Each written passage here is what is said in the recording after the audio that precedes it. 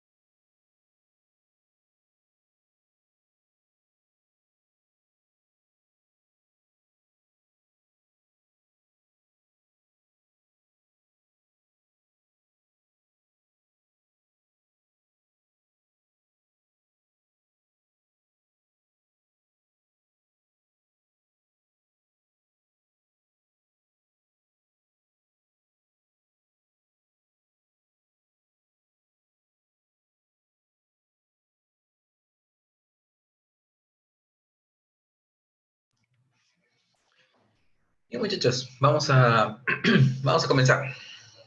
Em, ¿Alguna precisión administrativa que tengan que darles? No, simplemente esta semana tenemos práctica dirigida. La siguiente semana también tenemos práctica dirigida. Y y después la siguiente semana esa todavía, o sea, dentro de 2 semanas tenemos recién la primera evaluación, ¿sí? La primera evaluación concierne a lo que hemos visto en estas primeras 3 sesiones, básicamente lo que hemos visto en estas primeras 3 sesiones, y la parte práctica igual, ¿sí? Así que Full Inventor la primera evaluación, ¿sí? Que será no la siguiente semana, sino la semana del 7, ¿sí? El jueves 7 de mayo recién tenemos nuestra primera evaluación, ¿sí? Así que hay tiempo todavía, ¿no? No por eso se confíen, ¿sí? No por eso se confíen, ya está el video de la práctica dirigida 3 en YouTube desde ayer, ¿sí? Ya se los colgué. Espero que hayan podido hacer algo. Y si no, pues pueden aprovechar las 2 horas que vienen para poder realizar la práctica dirigida también, ¿no? No hay ningún problema, los jefes de práctica van a estar a su disposición. ¿Sí? De hecho, estoy revisando ahorita qué tantas visualizaciones ha tenido para saber más o menos cuántos han hecho, ¿no? Entonces, bueno, al menos 21 visualizaciones, ¿no? Ojalá que de ellos la mitad pueda haber intentado ya la práctica dirigida. Y si tienen alguna duda, si tienen alguna consulta, ahí están sus jefes de práctica para poder ayudarlos, ¿sí? Entonces, primera evaluación todavía el 7 de mayo, ¿sí?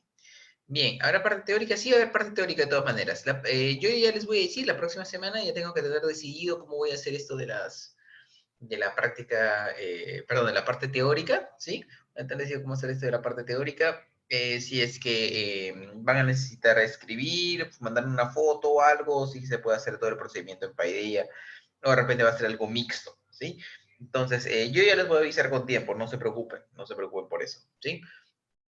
Pero sí va a haber parte teórica, sí me parece importante que haya una parte teórica, porque si no, los conceptos que se quedan un poquito en el aire, esto no es un curso de software, es un curso que se aprende acerca de herramientas computacionales para la simulación de fenómenos físicos. Entonces, aparte de aprender las herramientas, hay que aprender un poco sobre los fenómenos físicos, hay que aprender un poco de modelado, hay que aprender un poco de teoría y simulación, si es que uno lo quiere llamar así, ¿no? Entonces, eso es más o menos lo que les vendrá en la parte teórica. ¿Listo? Entonces, básicamente la parte teórica. La parte teórica serán del Inventor. No, la parte teórica no necesariamente son del Inventor, ¿no? Por ejemplo, yo les puedo preguntar en la parte teórica qué tipo de no linealidades hay en una simulación que concierne formación plástica, por ejemplo, ¿no? Eh, o puedo preguntarles, pues, cuáles son las etapas de una simulación, o puedo preguntarles, pues, cuál es la diferencia entre un CAT y un CAE, ¿no? Yo también les puedo preguntar, ¿no? Les puedo preguntar qué es el postprocesamiento, por qué es importante, etcétera, ¿no? Entonces, podría hacer una serie de preguntas acerca de todo lo que he dicho en clase, ¿sí? Y ahora más que nunca tienen esa facilidad de revisar exactamente todo lo que he dicho en clase porque tienen los videos colgados, ¿sí? Tienen los videos colgados, así que eh, todo eso, todo lo que he dicho, puedo preguntar, ¿sí? Todo lo que he dicho puedo preguntar. Así que esa será la filosofía de la parte teórica. No les voy a preguntar por un comando en Inventor o algo, ¿no? Eso ya, para eso está la parte práctica, para eso verán cómo hacen la pieza que les he propuesto en la parte práctica, ¿no? Pero en la parte teórica, pues, sobre todo conceptos de clase, ¿sí? Conceptos que se han visto en las primeras 2 horas de teoría. ¿Listo? Bien, ¿alguna otra pregunta? ¿Alguna otra pregunta? ¿Algo?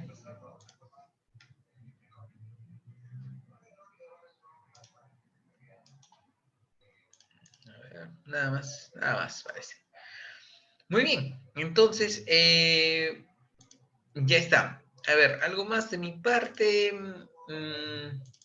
Algo más de mi parte me parece que no. Sí, me parece que no. Voy a colgarles de una vez la clase en el Paideia, ¿sí? Ah, no, ya está la clase en el Paideia ya. Sí, no, este es el otro horario. Perdón. Voy a colgar la clase en el Paideia, ¿sí? Para que la puedan seguir. Vamos a ver. Vamos a cargarle la clase en el Paideia. En un momento más debe aparecerlas. Ajá, y... Ups. Sesión incorrecta. Y ya está la clase en el Paideia. ¿Sí? Ya está la clase en el Paideia, en la sesión 3. Ya está la clase que vamos a hacer hoy día. ¿Sí? Para que la puedan seguir, a algunos les gusta imprimirla. No sé, he tenido diferentes pedidos de diferentes horarios. Así que ya está la clase en el Paideia para que la puedan seguir. ¿Listo? Bien, entonces vamos a comenzar. Aquí está en el chat. A ver, César nos pregunta, antes de comenzar, no sé si después de compartir la grabación de la clase pasada estoy presente, pero quisiera repasarla de todas maneras.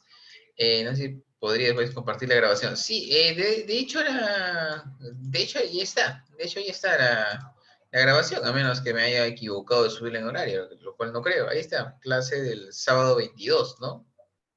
Bueno, no ha sido sábado, ni siquiera sábado 22, ha sido sábado 18, ¿sí? Entonces, sí, pues es el día que hemos tenido recuperación, ¿no? Sábado 18. Así que, a ver, vamos a cambiar esto, sábado 18 de una vez. Ahí está. Entonces, ahí está la clase. Ahí está la clase, ¿sí? Y se les voy a ir colgando la clase. Tuve un pequeño lapsus, descargué la clase, pero no la llegué a subir. Entonces, ahora sí. Voy a tratar de que no pase. Después me pregunta, ¿las prácticas cómo son? Debido a que son 3 temas, ¿un ejercicio con los 3 temas o 3 ejercicios? Es un ejercicio con los 3 temas, ¿sí? Es un ejercicio con los 3 temas, es un ejercicio integral, ¿sí? Después de la clase de hoy día, les voy a colgar un ejercicio integral, ¿ya? Les voy a colgar un ejercicio integral. De tal manera que ustedes puedan practicar como un simulacro de lo que va a ser la práctica, ¿sí? Una práctica calificada. Entonces yo les voy a colocar un ejercicio integral donde van a tener que tener que hacer una serie de piezas, van a tener que dibujar una estructura, cuál es el tema de la práctica dirigida de hoy día, ¿no? O que corresponde hoy día, y van a tener que hacer un ensamble, y van a tener que sacar un plano de ensamble, ¿sí? Eso es lo que se espera que hagan ustedes en la práctica calificada. Eh, y algo parecido les voy a colgar como ejercicio propuesto. Así es un ejercicio integral.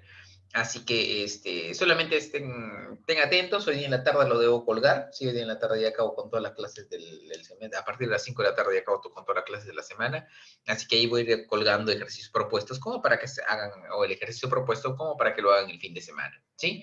Entonces, respondiendo exactamente a la pregunta de Javier, es un ejercicio con los 3 temas, ¿sí? Es un ejercicio con los 3 temas. Listo. La parte teórica también, pues, ¿no? La parte teórica puede abarcar, son 6 preguntas que pueden abarcar cualquiera de los temas tratados en las primeras 2 horas de clase, ¿sí? Bien, y si alguien pregunta por la distribución, para la primera evaluación va a ser 6-14. 6 puntos de parte teórica, 14 puntos de parte práctica, ¿sí? Este siempre ha sido un buen balance. Bien, listo. Entonces, con eso creo que comenzamos, ¿sí? Con eso creo que comenzamos la clase. Está editando el Paideia. ¿Listo? Y hoy día nos toca ver un poquito acerca de estructuras metálicas. ¿Sí? Nos toca ver un poquito acerca de estructuras metálicas. Voy a hacer un pequeño repaso acerca de qué son las estructuras metálicas, cuáles son sus funcionalidades, qué cosas hay que tener en cuenta cuando se diseña estructura metálica, porque ustedes van a hacer eso, ¿no? Cómo se representan uniones en una estructura metálica, porque ustedes van a hacer eso, van a dibujar una estructura metálica y van a tener que tener cuidado con las uniones. Y después vamos a ver un poquito el tema de soldadura, que es uno de los temas que nos falta ver a nivel de uniones. Hemos visto uniones atornilladas. Sin embargo, pues en estructuras metálicas también es muy común encontrarlas soldadas. Entonces, por eso es que vamos a estudiar ese tipo de uniones hoy día. Y les voy a mostrar finalmente cómo es la filosofía de simulación para estructuras metálicas y para un proceso de soldadura, ¿sí? Entonces, sobre todo estas clases son bastante expositivas, ¿sí? Son bastante expositivas, doy un montón de información y ya después vamos a comenzar a pasar ya a la parte más operativa del curso, ¿sí? Muy bien, entonces vamos a comenzar. A ver, la estructura metálica, ustedes conocen la estructura metálica, solamente es un pequeño repaso, ¿sí? Y de repente doy alguna información de que no conocía o que no manejaba. Son sistemas de partes interconectadas para soportar cargas, ¿sí? Y pueden estar diseñadas como un recinto, como este de acá, el de la izquierda, ¿sí? O como un soporte para máquinas, ¿sí? Como un soporte para máquinas. Entonces, ven las diferencias sustanciales entre los dos. Este recinto de acá, sí, esta estructura metálica que es para recinto, pues está normada, está normalizada, las formas están estandarizadas. Si bien se puede adaptar a cada necesidad de cada recinto, pues hay que seguir una serie de normas para poder diseñarla correctamente, para poder verificarla, ¿no? De repente, la luz que hay, ¿no? Entre columna y columna, ¿no? Cuánto como máximo debe ser, ¿no? Si el techo debe ser tipo triangular, el techo debe ser de tipo parabólico, qué comprobaciones hay que hacer sobre ella, etcétera, etcétera, ¿sí? Eh, Esto lo manejan mucho los civiles, pues, ¿no? Entonces, esto básicamente, ¿no? Si se forman como ingenieros mecatrónicos, no lo van a ver, pero puede que alguna vez en sus vidas, pues, van a toparse con este tipo de estructuras, ¿no? Y de hecho, creo que nada los impide especializarse en este tema. Yo tengo un amigo ingeniero mecánico que, gracias al proyecto 2, se enamoró de las estructuras metálicas y se olvidó de las máquinas y ahora trabaja full en estructuras metálicas, es un especialista en estructuras metálicas y sin ser civil, ¿no? Entonces, yo digo, nada podría impedir a un ingeniero mecatrónico hacer esto, ¿no? Pero bueno, nos estamos desviando un poco del tema. Lo que nosotros sobre todo nos va a interesar, ¿sí? Como ingenieros mecánicos, a mí como ingeniero mecánico, ustedes como ingeniero mecatrónico, es un soporte de máquinas. Es usar una estructura metálica como un soporte para máquinas, ¿no? Porque es lo que van ustedes diseñar, si es que se dedican a ese rubro, ¿no? Van a diseñar máquinas, ¿sí? Van a diseñar sistemas mecatrónicos, ¿no? Ahora todo es un sistema mecatrónico, ¿no? Entonces, para apoyar sus actuadores, para apoyar sus sensores, para apoyar las partes de lo que sea que ustedes estén diseñando, muchas veces es necesario una estructura metálica. Y van a ver, pues cuando diseñen sus maquinitas en MDM, en PDM, pues van a tener que basarse en alguna estructura metálica para soportar todas las cargas, ¿sí? Entonces, cuando se habla de estructura, cuando se habla de esqueleto de una máquina, pues se piensa en una estructura metálica. ¿Listo? Esas estructuras no están tan normalizadas como estas de acá. ¿Sí? Estas estructuras para máquinas, digamos que tenemos una mayor libertad para poder diseñarlas, una mayor libertad, mayores, eh, menos restricciones cuando hacemos un diseño, ¿sí? Pero por lo mismo, los métodos de verificación de estas estructuras metálicas generalmente no, como no son normalizados, hay que hacer un análisis así en bruto de esfuerzos y deformaciones, hay que hacer un análisis de pandeo, que probablemente lo van a ver en IDM, y en este curso también vamos a hablar un poquito de pandeo más adelante. Eh, y hay que hacer varias verificaciones, digamos, en bruto, ¿no? Aquí incluso los civiles ya tienen su método, ¿no? Si LRFD, si no me equivoco, es su método para poder verificar estas estructuras y darles un factor de seguridad, ¿no? Aquí no, acá hay que hacer un análisis así, así, tal como está la estructura, ¿sí? Entonces, esas son las estructuras metálicas que nos interesan a nosotros, las estructuras metálicas que sirven como soportes de máquinas, ¿sí? Bien, vamos a ver acerca un poquito de voy a borrar las anotaciones que hice la clase pasada, ¿sí? Eh, sí, esa creo que fueron una de mis pocas anotaciones. Vamos a ver un poquito acerca de los miembros de una estructura metálica, ¿sí? Los miembros de una estructura metálica son las partes que componen cada una, y si bien todos se ven igual, vamos a hablar con un poquito de propiedad, ¿sí? Bien, el primer miembro que quiero hablar es un tirante, ¿sí? Los tirantes, ojo, y los tirantes son, en esa figura, son esta X, ¿ya? Son esta X, ¿sí? Los tirantes son miembros estructurales sujetos a fuerzas de tensión, es decir, a fuerzas de tracción. Generalmente son esbeltos y por lo general sus secciones transversales son circulares, rectangulares en ángulo de canal, ¿no? Entonces acá están las secciones transversales más comunes en tirantes, ¿sí? Generalmente son barras, ¿sí? Generalmente son barras. Y soportan fuerzas de tracción, nada más. ¿Listo? Aquí, por ejemplo, estos tirantes se usan para soportar las cargas del viento, ¿sí? Para darle una mayor rigidez a la estructura en cuanto a que reciba cargas de viento. ¿Listo? Y generalmente funcionan a tracción, ¿sí? Generalmente funcionan a tracción. Ahora, si la carga del viento es impredecible, ¿cómo me aseguro, ¿sí? ¿Cómo me aseguro que esos tirantes funcionen solamente a tracción? A ver, ¿alguien? ¿Cómo me aseguraría que una barra, por más fuerzas de compresión que reciba, me asegure que funcione a tracción? Claro que vimos en resistencia y materiales. Claro que Manteniendo, por ahí de repente se imaginan. tensionándola mediante... Aquí se ve una rosca que es para tensionar la... Muy bien, es una correcta respuesta, sí, es una muy buena respuesta. Aquí hay un tensador, ¿no? Exacto. Hay un tensador ahí, ¿no? Y acá hay otro de acá. Lo que se hace, ¿no? Es fabricar estas barras con un defecto de montaje. Y cuando tenemos un defecto de montaje, lo unimos, ¿no? Lo unimos acá, las barras, y las tensamos. Y las tensamos, ¿sí? Entonces van las barras con una pretensión. Por lo tanto, cuando soportan fuerzas de compresión, si a alguno le toca soportar fuerzas de compresión, bueno, o sea, soportará esa fuerza de compresión, pero como está tensionada y está pretensionada, lo que va a pasar es que va a simplemente va a bajar el nivel de tensión en la barra, pero no es que vaya a haber una tensión demasiado, o perdón, una compresión demasiado fuerte. No le va a ganar el efecto de compresión, ¿sí? Entonces, esto es lo que ocurre en este tipo de barras. ¿Listo? Bien. ¿Alguna pregunta? ¿Algo acerca de los tirantes? ¿Todo bien? Listo, muy bien. A ver, acá hay una pregunta. Todo bien, listo. Seguimos entonces. A ver, vigas. Estos se los conocen de memoria, pues no lo han visto innumerable cantidad de veces a lo largo de la carrera.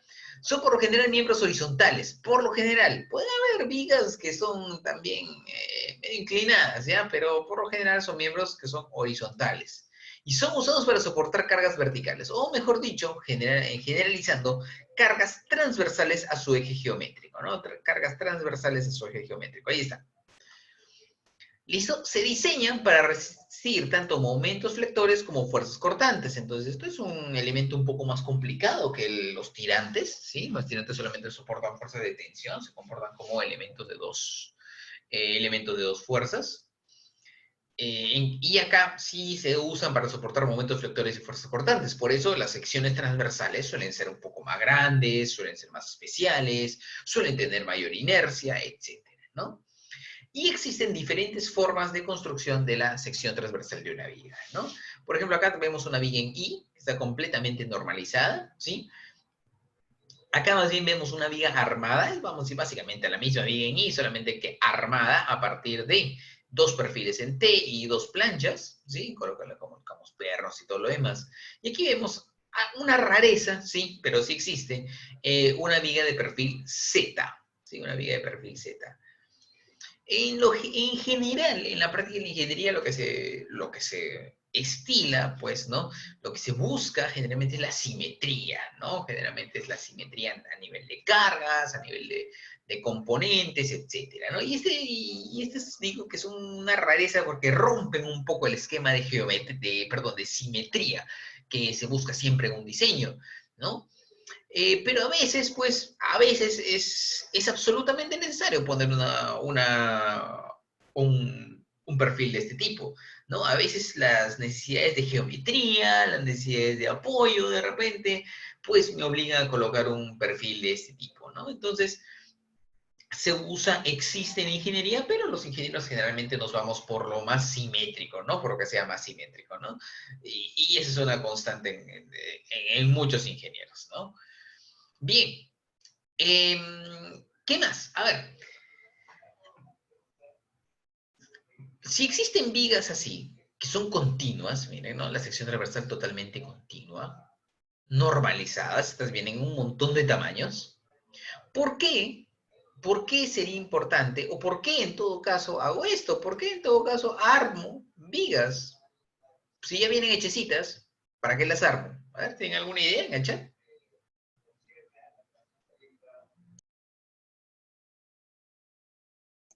Para aumentar sus propiedades, ¿no? Sí, de repente para aumentar sus propiedades, ¿no? Pero si quiero aumentar, por ejemplo, la inercia, simplemente si haces una W300, entonces de repente elijo una, de repente me voy a una W320. ¿Yo por qué armo una viga? ¿Por qué armaría una viga? Muy Para que, bien, Stephanie, ¿sí? Stephanie nos dice, tal vez no sea comercial la que se busca, ¿sí? Tal vez no sea comercial la que se busca. Y esto es muy cierto, ¿sí? Eso es muy, muy, muy cierto. Por ejemplo, si yo quiero una viga que tenga 310, o perdón, 305 milímetros de peralte, entonces voy a ver que la norma es de 300 o 320 o 310, no me acuerdo, pero no hay 305. Pero yo necesito 305. Entonces, ¿qué hago?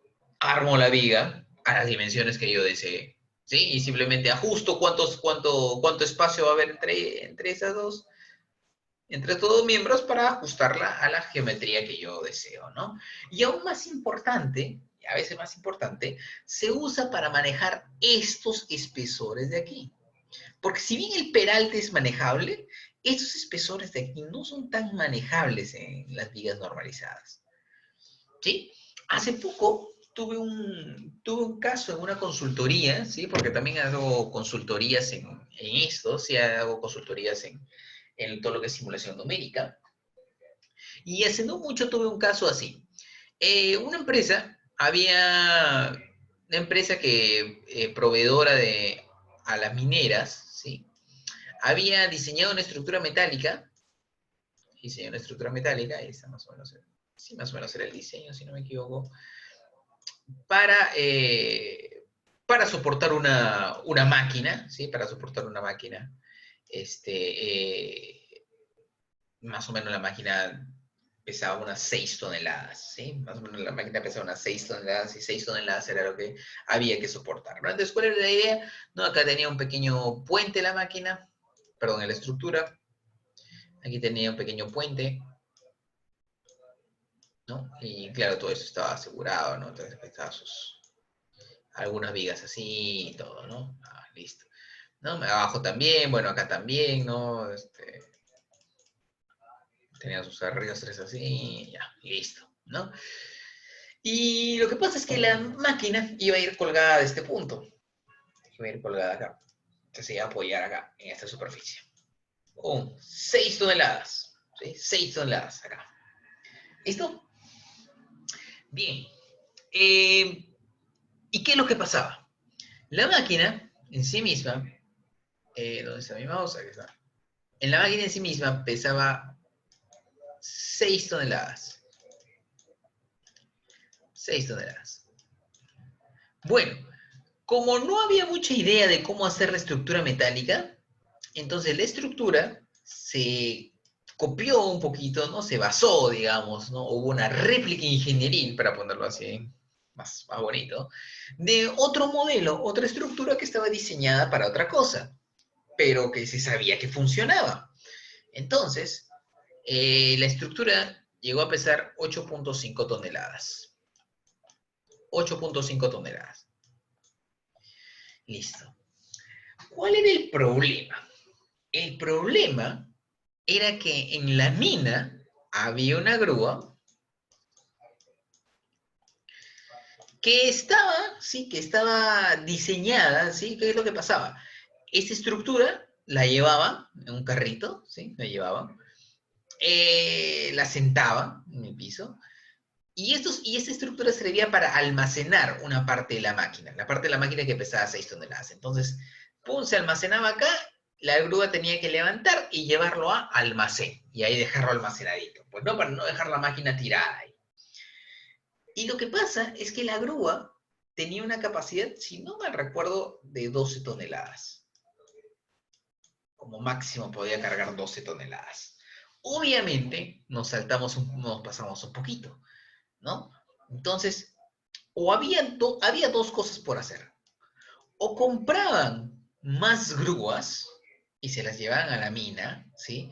Y no estoy hablando de una sola de estas, había como 6 recambios que había que hacer, ¿eh? Entonces había que fabricar 6 de esas estructuras para 6 de estas máquinas. Entonces, o compraban 6 grúas, ¿sí? O compraban 6 grúas de una capacidad mayor, de una capacidad por lo menos de 16 o 17 toneladas, o, ¿cuál es la otra opción? La otra opción es bajar este peso. Ahora, ¿cómo bajo este peso? Si todo tiene perfiles normalizados, bueno, armo los perfiles. Armo los perfiles.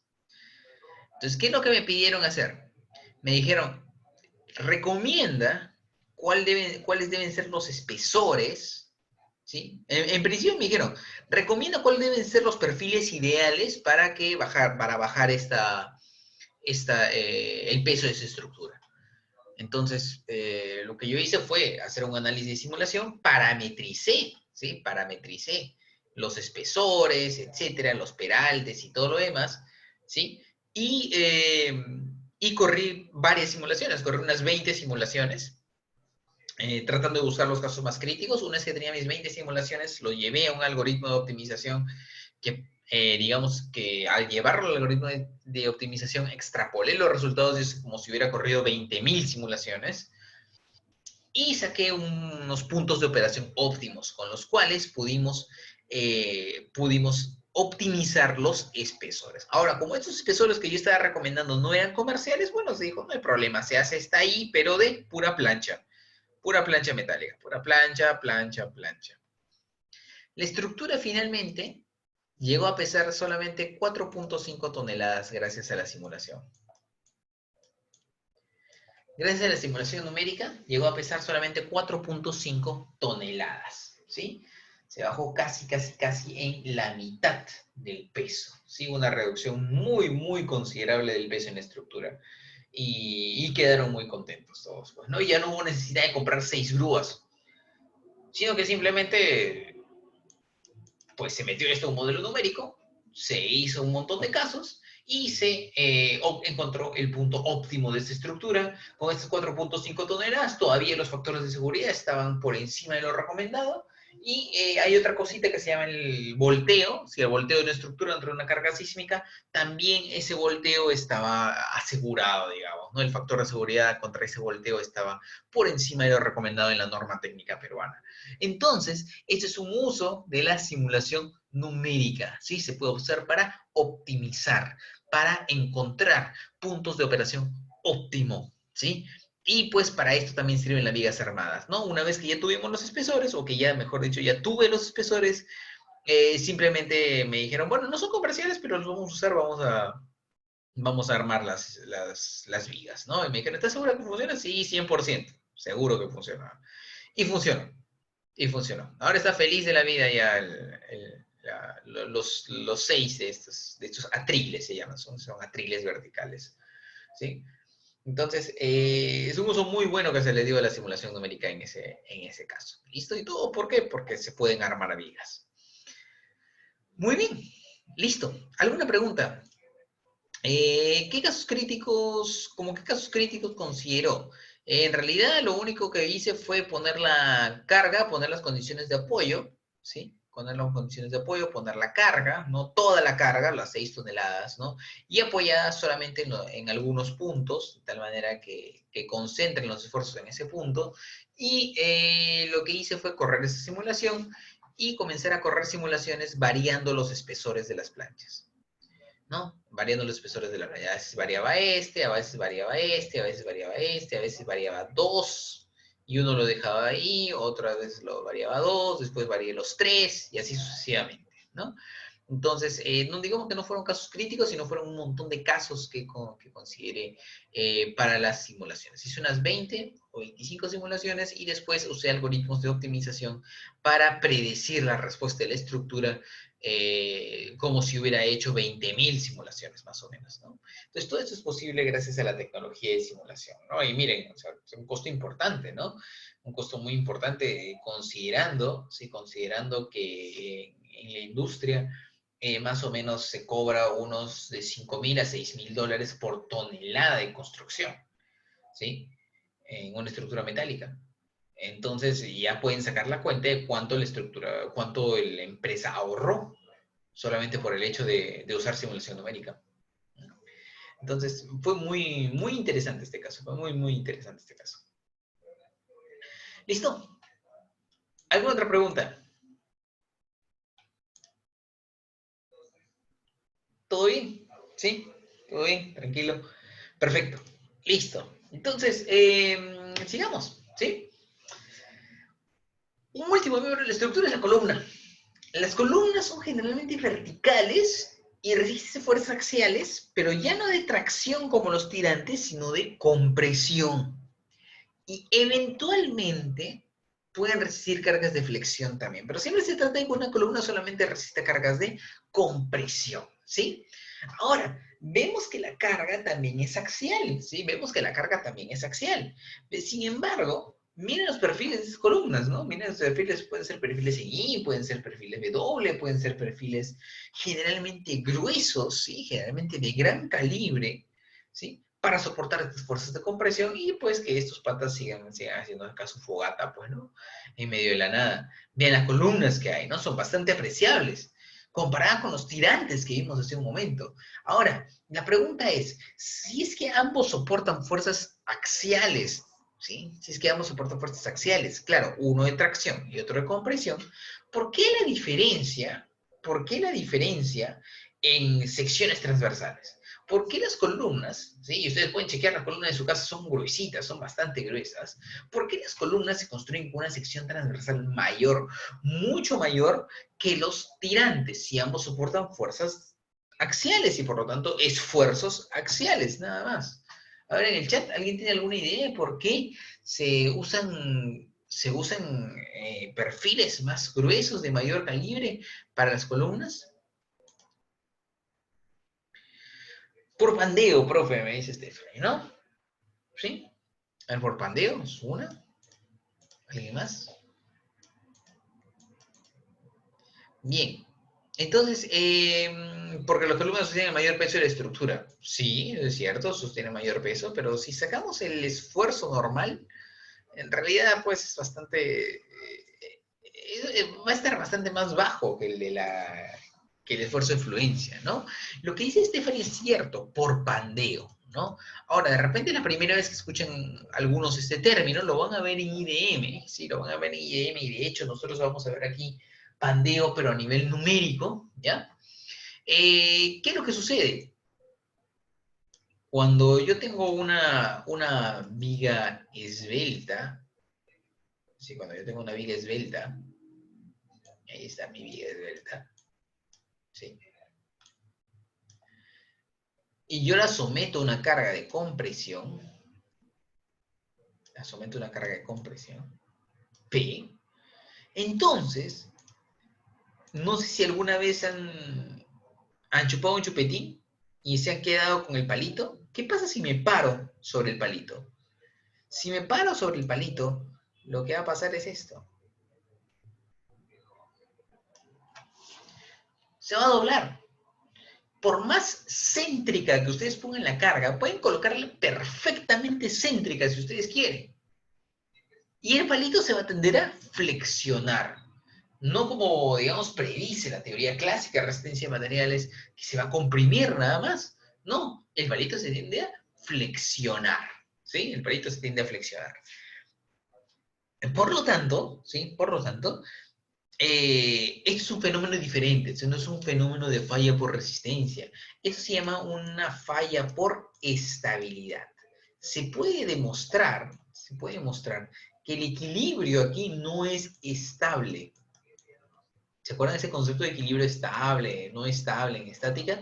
Bueno, para esto sirve, ¿sí? Se encuentra que este equilibrio no es estable, entonces la estructura va a buscar una mejor configuración geométrica para poder resistir la carga, ¿no? En este caso se dobla para poder resistir mejor la carga.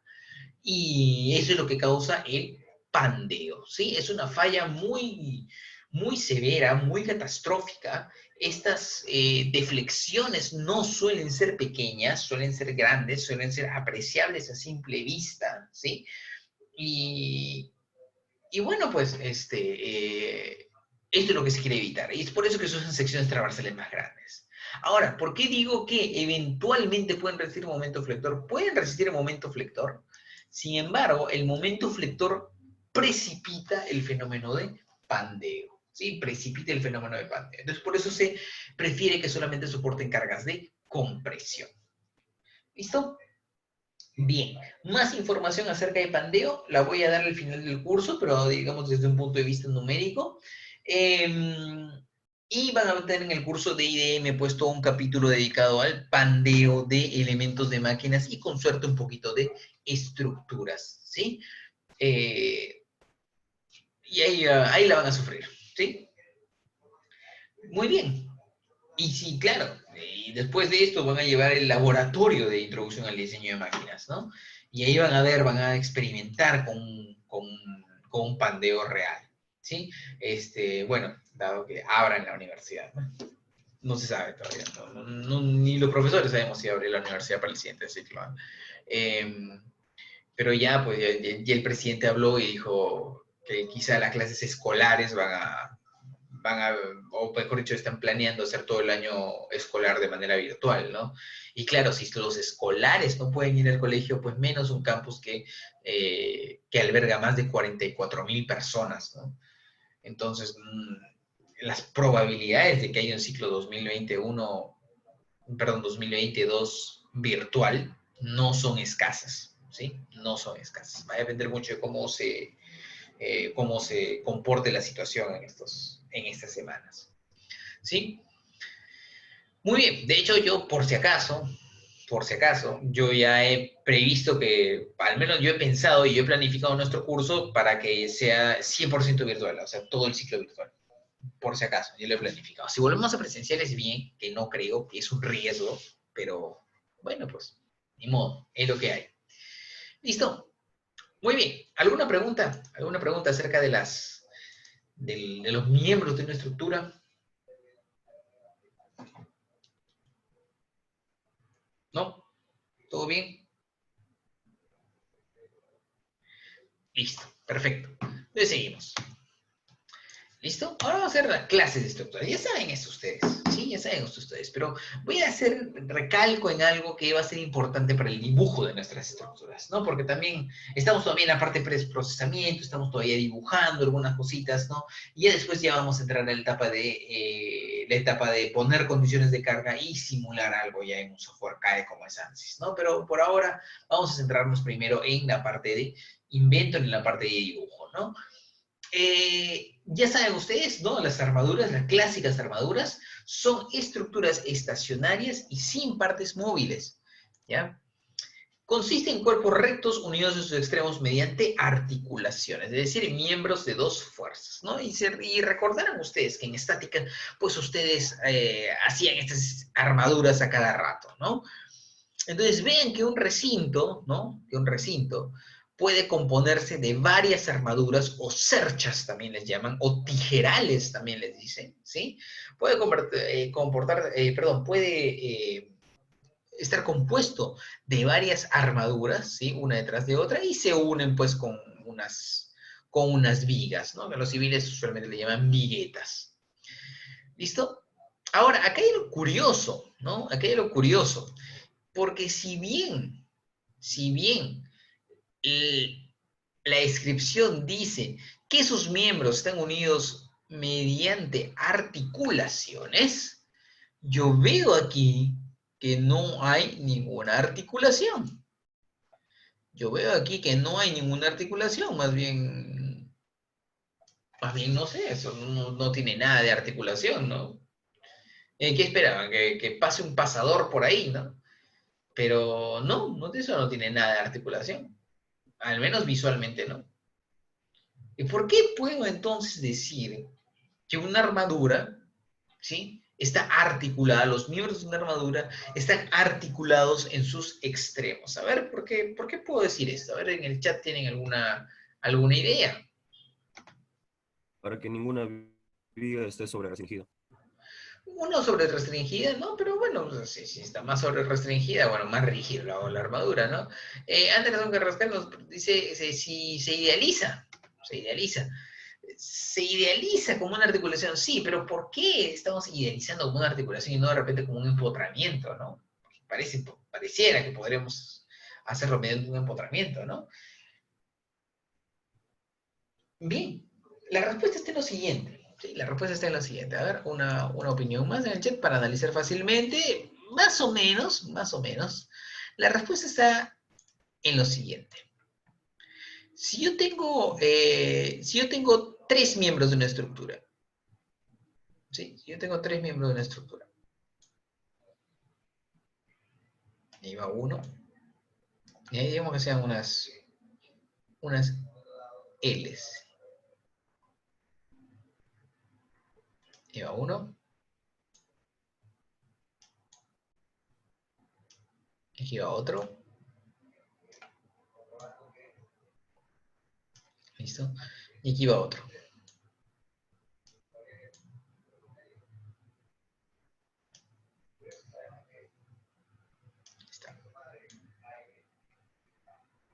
Ya está. Listo. Yo quiero unirlos. Para unirlos, a veces se usan estos elementos estructurales.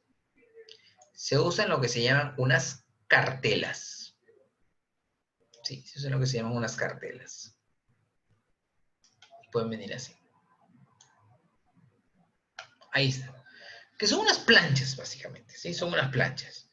Ya son unas planchas que se usan en estructuras metálicas para unir perfiles. ¿Listo? Ahí está la cartela.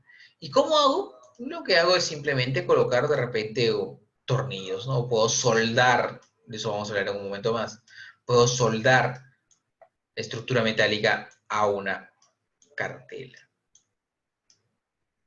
Listo. ¿Listo? Muy bien. Eso no parece en nada una articulación. En nada. Sin embargo, hay un pequeño detalle. Si yo deseo que esto se comporte como si fuera una articulación, lo que tengo que hacer es lo siguiente. La línea geométrica de los 3 miembros deben concurrir en un mismo punto. Las líneas centroidales, el eje geométrico de los tres miembros que componen esta unión, tienen que unirse en un único punto. Si es así, yo puedo considerar de que esto se comporta como una articulación, ¿sí? Si esto es así, ¿sí? Puedo yo asegurar, puedo idealizar de que esta unión se comporta como una articulación. Si es que viene un cuarto miembro, ¿sí? Y que yo quiero poner ese cuarto miembro, entonces ese cuarto miembro, su eje geométrico, ¿sí? Su eje geométrico también tendrá que coincidir con este punto de acá. Ahí está. Y eso se sigue comportando como una articulación. ¿Listo? Entonces, esa es la idea. La idea es que los ejes geométricos de las vigas, en el dibujo, cuando dibujen la estructura metálica, cuando diseñen la estructura metálica, pues la idea es que sus ejes centroidales coincidan en un mismo punto, concurran en un mismo punto, ¿sí? ¿Para qué? Para que las fuerzas, cuando esto esté sometido a fuerzas, ¿no? Para que las fuerzas, acá voy a marcar con negro las fuerzas, para que las fuerzas, pues, también concurran en un mismo punto, ¿no? Si la fuerza concurre en un mismo punto, entonces yo puedo hacer el equilibrio de esta manera. Así. Ahí está. Como si fuera un nudo, ¿no? Esto lo vimos en estática, ¿no? Es como si fuera un nudo. Ahí está. ¿Qué pasa si una fuerza está fuera, si una línea de centroidal está fuera de esta línea? Entonces lo que va a pasar es que la fuerza va a aparecer por acá y sobre este punto va a aparecer también un momento, pues debido a esta distancia D. Entonces ahí la unión ya comienza a transmitir momento y entonces una articulación no transmite momento, por lo cual no se puede idealizar como una articulación, ¿sí? Entonces por eso es que se busca que las líneas centroidales siempre concurran en un único punto, ¿sí? Para que se comporte como una articulación, ¿sí? Ese es el motivo detrás de la simplificación. ¿Listo? Y eso les va a servir a la hora de hacer un dibujo, a la hora de hacer un detalle en estructuras metálicas. Pues recuerden siempre que los ejes centroidales se deben procurar coincidir en un único punto. ¿Listo? Bien, ¿alguna pregunta?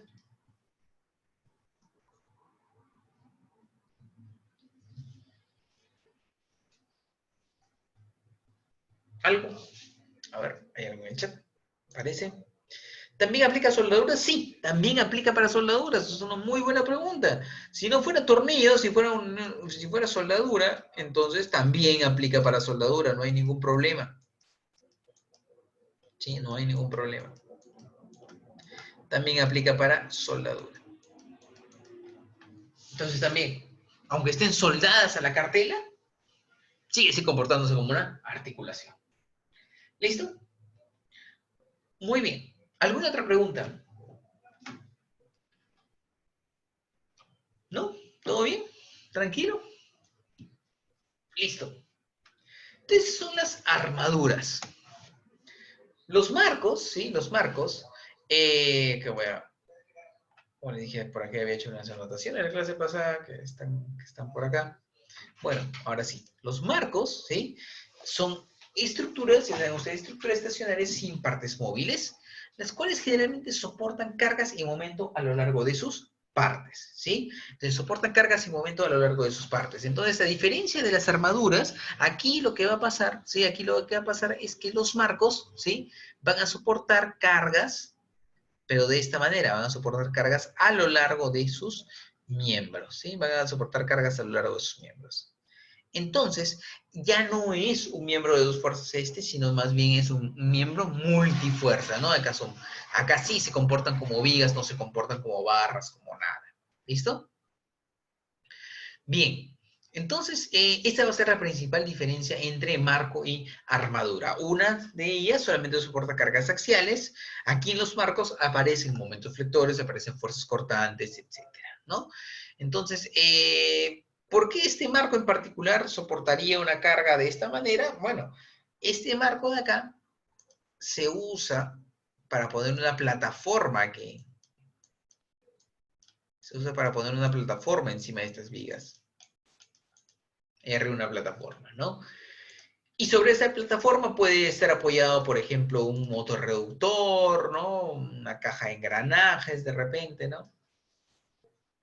Y aquí se sube una persona, vean que ahí cae como un escalón como para que suba una persona, para hacer mantenimiento, etcétera, ¿no? Entonces, hay cargas distribuidas, hay un peso distribuido a lo largo de los miembros del marco y eso, pues, conlleva a que este marco funcione como un miembro multifuerza, que se flexionen las vigas, etcétera, etcétera, ¿sí?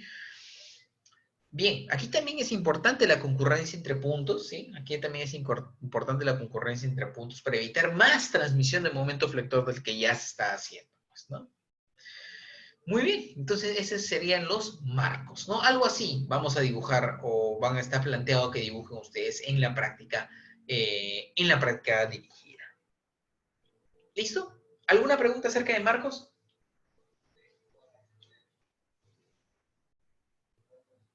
¿Alguna pregunta? ¿No? ¿Todo bien? Listo, perfecto. Entonces, esos son los marcos, ¿sí? Bien, antes de pasarle a los métodos de unión, ¿sí? Antes de pasarle al método de unión, quisiera mostrarles un poco cómo es la filosofía de simulación de estas armaduras, de estas estructuras a nivel numérico. Entonces, lo que se hace, ¿sí? Lo que se hace es simular líneas. Es simular líneas.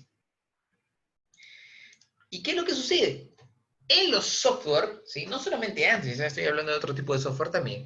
En los software, lo que se hace es asignar una sección transversal a la viga, ¿sí? Es asignar una sección transversal a la viga. Entonces, aquí está. Cross sections, miren. Y está ahí asignado, por ejemplo, esta I1, ¿no? Que tiene estas propiedades. Esto ya lo hago en un software de dibujo especializado, ¿no? Pero tiene estas propiedades de acá, entonces vean que tiene el área, tiene tales momentos de inercia. ¿Listo? Y, por lo tanto, acá voy a borrar un poco,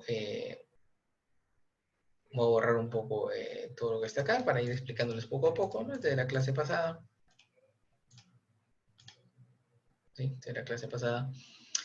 Y aquí, cuando discretizo el modelo, veo que tengo los perfiles. ¿Sí? Veo que tengo los perfiles. Ahí están los perfiles. ¿Listo? Profe, pero veo que se intersectan. Sí, se intersectan, pero esto es una representación visual nada más. ¿Sí? Lo importante son las líneas que están conectadas acá. Una representación visual nada más, para que el usuario pueda ver qué cosa o cómo están orientados sus perfiles, ¿no? Y bueno, lo que se hace es simular estas líneas. Básicamente simular estas líneas. Se puede también, ojo, se puede dibujar el perfil entero. Se pueden dibujar los perfiles enteros y simularlos también. No hay ningún problema. Sin embargo, ¿qué es lo que sucede si yo quiero simular el perfil entero?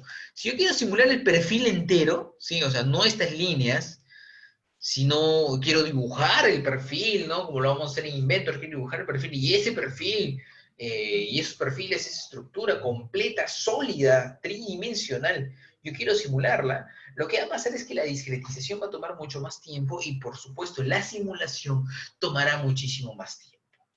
¿Que es más detallada esa de ahí? Sí, es más detallada, porque de repente por ahí le puedo poner algunas placas de rigidización, puedo poner algún otro elemento raro, etcétera. Puedo simular exactamente el comportamiento de la unión entre dos miembros, ¿sí? Que como dijo su compañero bien hace un momento, son idealizadas como articulaciones o son idealizadas como empotramientos, pero en la vida real no se comportan ni como una articulación ni como un empotramiento. Es decir, esos efectos los podemos captar a través de la simulación numérica de todo el sólido. Sin embargo, si nosotros necesitamos resultados rápidos, si nosotros necesitamos verificar nada más la estructura, si nosotros necesitamos algo mucho más veloz, lo que hacemos es, o lo que usualmente se hace es simular estas líneas, ¿sí? Simular estas líneas de acá, y se les asignan las propiedades pertinentes. ¿Listo?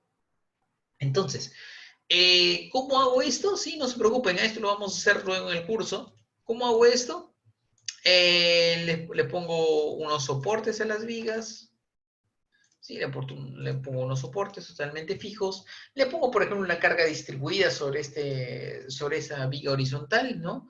Voy a poner una carga distribuida, ¿dónde está la carga distribuida? Line pressure, ¿sí? Y le puedo poner en forma de componente, vamos a poner menos 10 newton milímetro, ¿sí? Y ya está.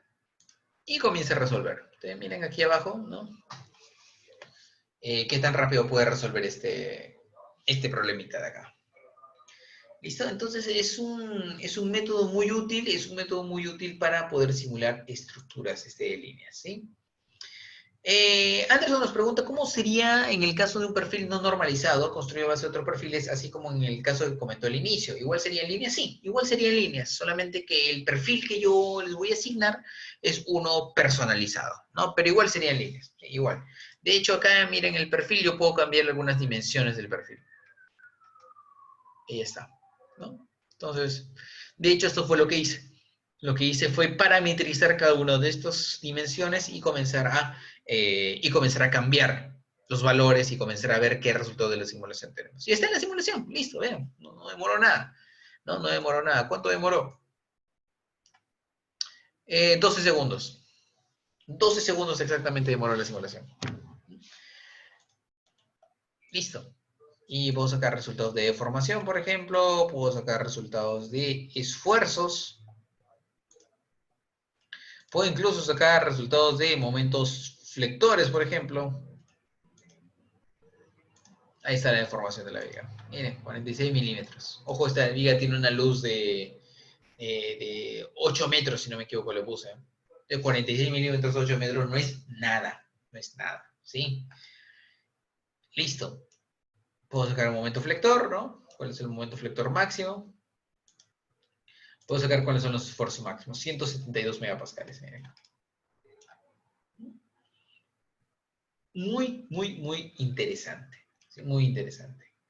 ¿Listo? Entonces, puedo hacerlo así, puedo hacerlo rápido de esta manera, ¿no? De hecho, lo que hice cuando tuve la consultoría fue dibujar esa estructura que les dibujé como líneas.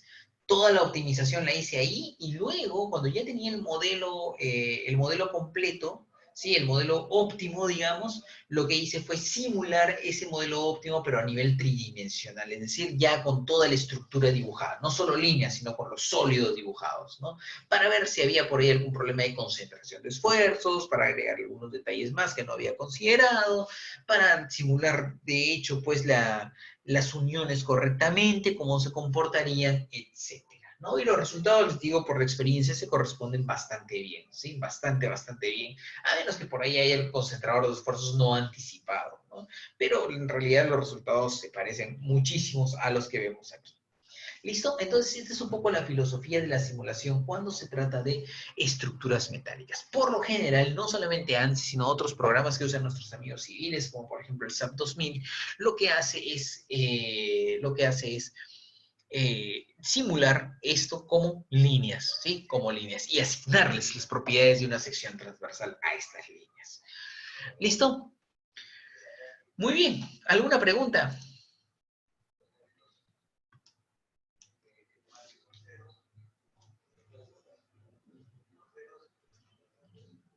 ¿Listo? ¿Alguna pregunta? ¿No? ¿Todo bien? Muy bien, seguimos entonces. ¿Sí? Entonces es un poquito la filosofía de la simulación en ese rubro, ¿no? Tengo algo en el chat. Luego de haber descriptado la estructura, los resultados que se obtienen por la simulación son previos a una fisura o alguna falla. Bueno, acá solamente tengo que ver el nivel de esfuerzos, ¿no? Solamente tengo que ver el nivel de esfuerzos. Este nivel de esfuerzos, nada más. Esto es todo lo que va a botar la simulación, el nivel de esfuerzos, ¿no? Ahora yo tengo que decidir, pues si esto lo construí con acero a 36, pues estaría un poquito cerca de la fluencia, ¿no? 240 megapascales la fluencia de la 36.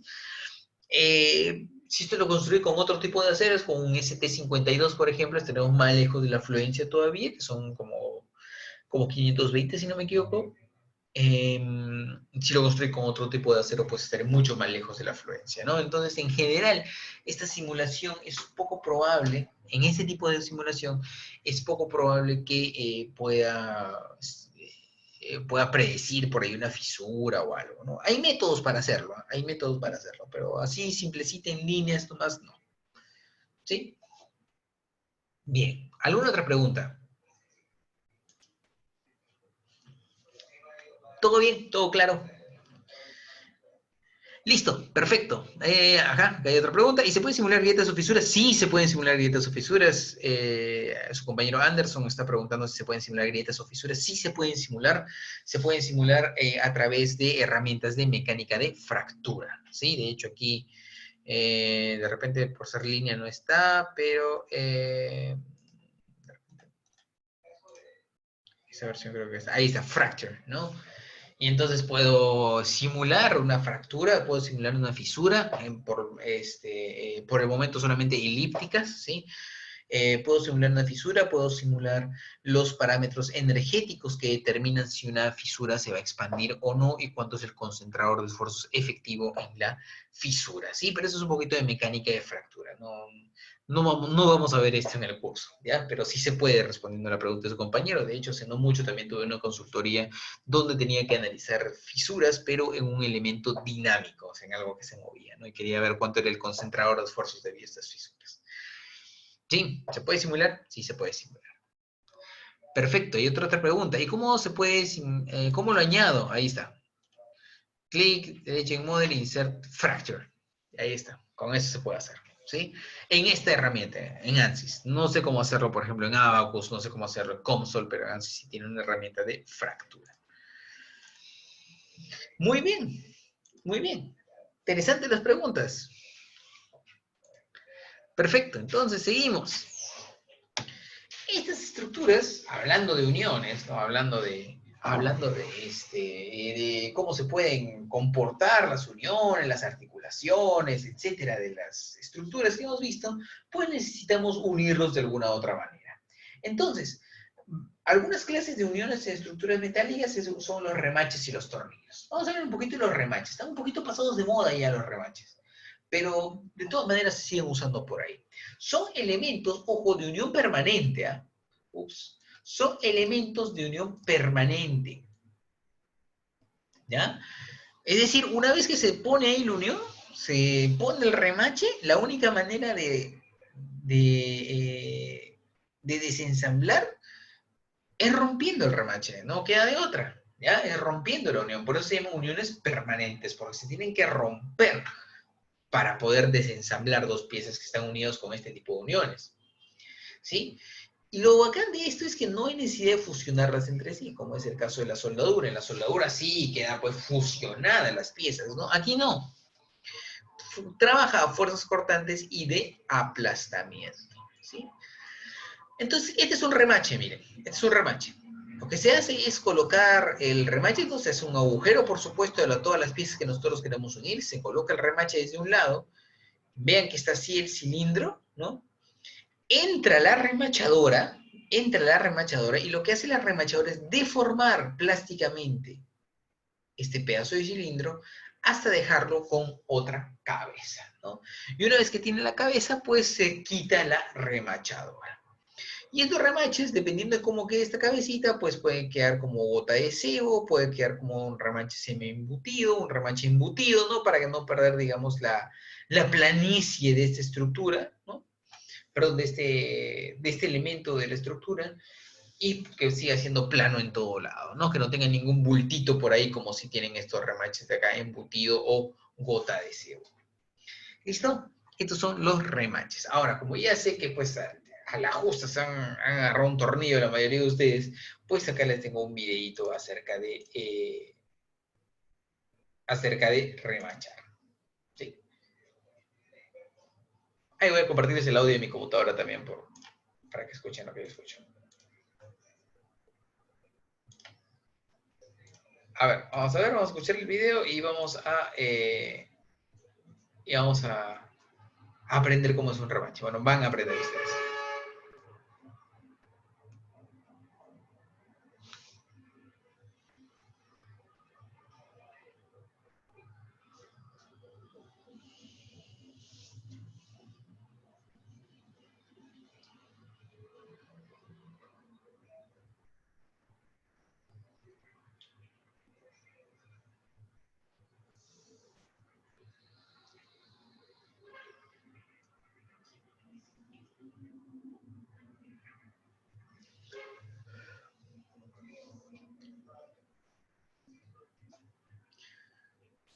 Muy bien, traducción del video, para lo que está bien básico todavía. ¿Sí? Aquí está el remache, ¿sí? Este es el elemento cilíndrico, es el remache, y esta es una palanca, ¿sí? Es una barra que se usa para justamente facilitar la puesta del remache, ¿no? Entonces lo que pasa es que aquí está el remache, está la palanca, ¿no? Se inserta el remache en el agujero, ¿sí? Y aquí viene la remachadora. Entonces la misión de la remachadora es primero deformar plásticamente esta zona del cilindro. Lo hace jalando con mucha fuerza y ahí se deforma. Entonces vean. Listo. Vean entonces, ¿no? Que ahora este elemento, esta placa de abajo ya no se puede salir porque está la cabeza ahí impidiéndolo, ¿no? Entonces por eso es una unión permanente, ¿no? Y ahora observen también que la barra tiene una muesca, ¿sí? Tiene muescas. Son concentradores de esfuerzos prehechos. ¿Por qué? La idea es que cuando se ponga el remache, parte de la barra se quede adentro. Y ahí está. Se rompa la barra, ¿no? parte de la barra se queda adentro. ¿Listo? Muy bien. Esos son los remaches, ¿sí? En inglés, rivets, ¿sí? Ya está. ¿Listo? Acá aprenden de diseño estructural, aprenden de simulación, van a aprender de mecanismos, de elementos finitos, todo, y también aprenden inglés, ¿sí? Listo. Bien. ¿Alguna pregunta acerca de los remaches?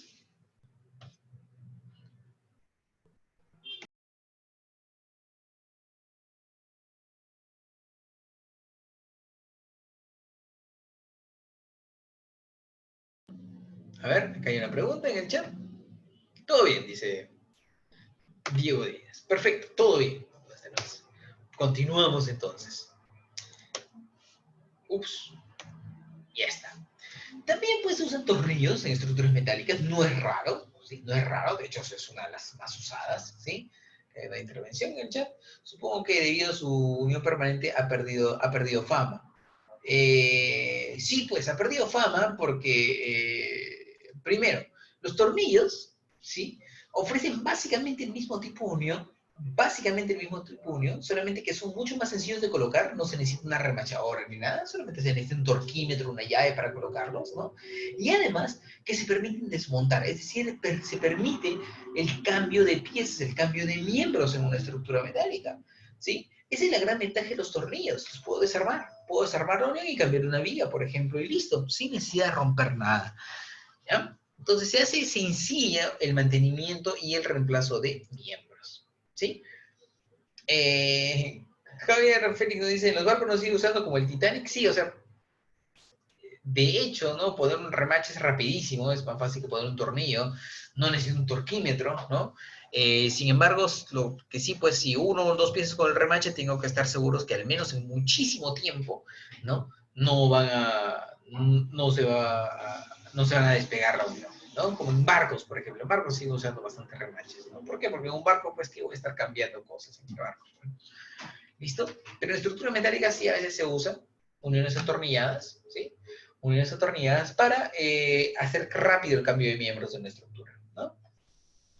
Ahora, ya hemos visto las uniones atornilladas en la clase pasada, pero eso tiene un pequeño detalle.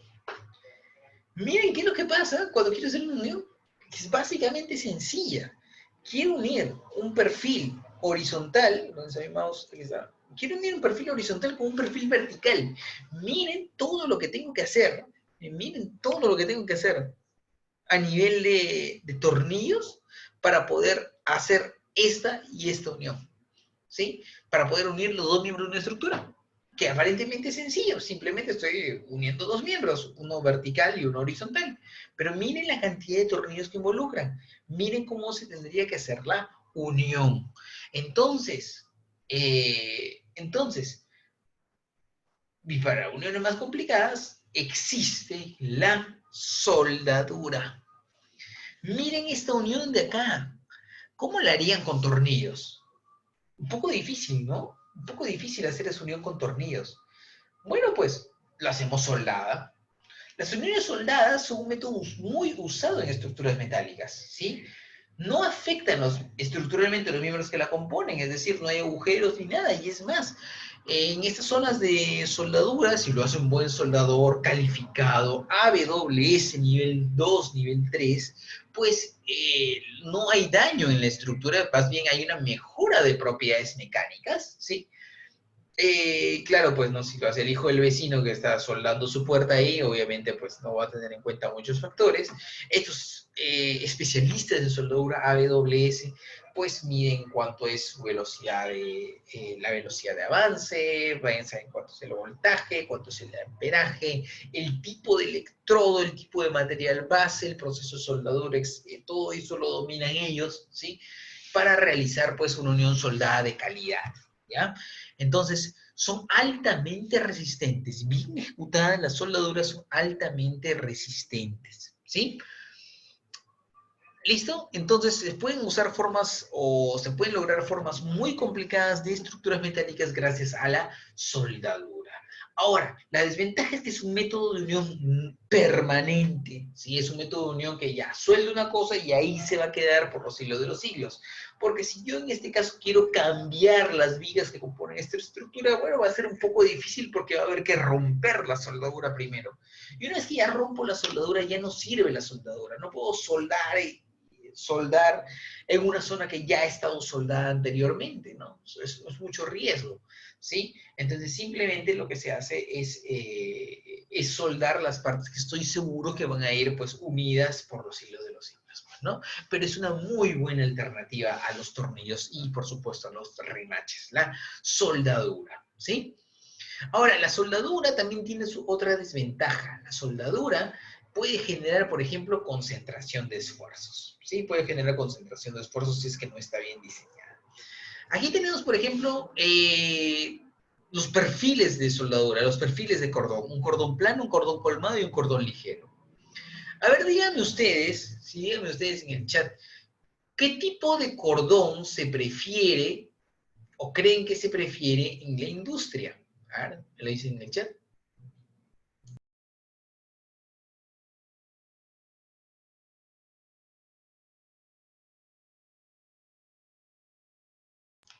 A ver, algunas respuestas. A ligero dicen algunos dicen colmado, sí, algunos dicen colmado, ligero, ligero, colmado. Hay opiniones divididas, ¿no? Hay opiniones bastante divididas en cuanto a cuál de los dos se usa. Bueno, en tal caso, vamos a ver gráficamente nomás, ¿no? Los colmados parecen tener mayor área, ¿no? Parecen tener mayor área, pueden ser más resistentes, ¿no? En cambio, los cordones ligeros suelen ser más no sé, más curvados, ¿no? Y por lo tanto van a tener menor área que un cordón colmado, ¿no? Plano, dice alguno, ¿no? Primero que vota por plano, ¿no? Después alguien me dice, el que sale normalmente es el colmado, sí, pues es su experiencia de taller mecánico, de taller de proceso de manufactura, les dice que los cordones salen colmados usualmente, pues, ¿no? A ver, vamos a ver cuál es en realidad el tipo de cordón que se preferiría, ¿sí? A ver, vamos a ver. Tengo dos placas. Sí, tengo dos placas. Y las quiero unir por soldadura. O mejor dicho, las voy a unir por soldadura. Y voy a hacer los tres cordones de acá.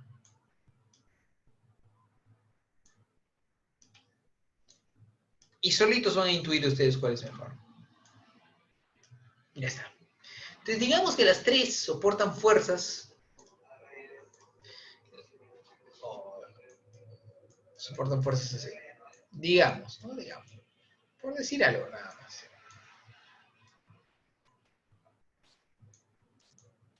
Listo. Por decir algo nada más.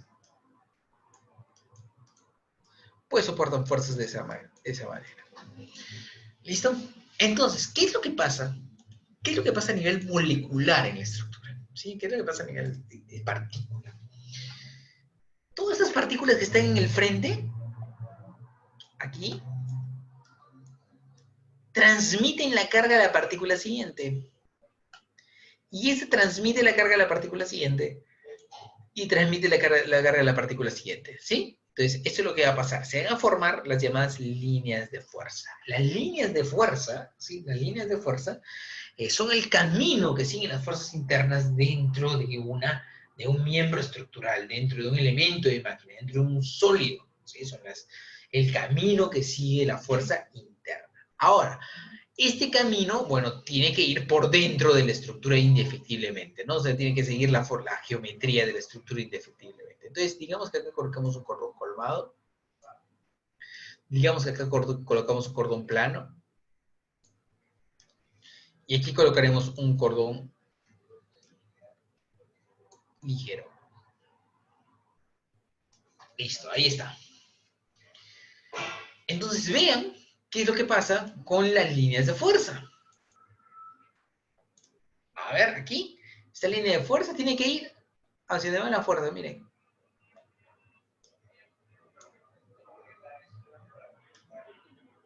Tiene que adaptarse a la geometría. Miren esto. Ahora miren esto.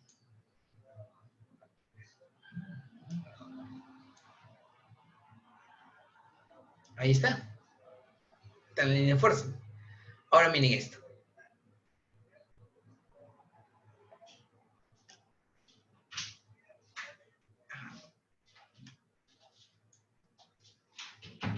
Listo. Y por el otro lado también. Ahora díganme ustedes, ¿cuál de las transiciones se ve más natural, se ve más fluida?